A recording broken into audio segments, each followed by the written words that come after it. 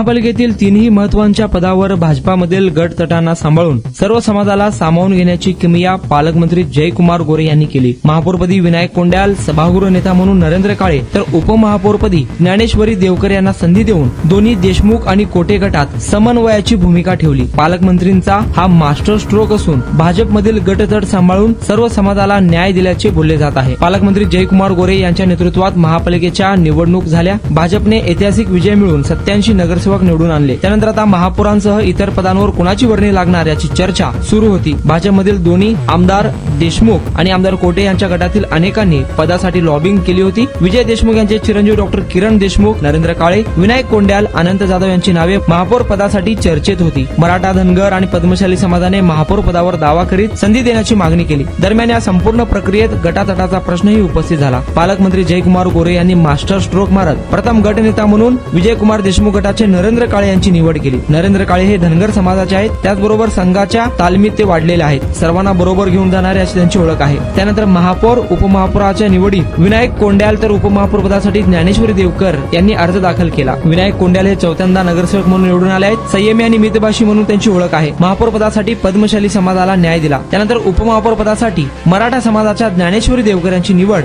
केली। सुभाष देशमुख यांचे समर्थक असलेले आणि मराठा म्हणून देवकर यांना संधी देत पालकमंत्री गोरे यांनी बॅलन्स राखले। आता लिंगायत समाजाला न्याय देण्याची मागणी होत आहे। अशावेळी लिंगायत समाजाला स्थायी समिती सभापती किंवा स्वीकृत नगरसेवक मधून संधी मिळणार असल्याचे बोलले जात आहे।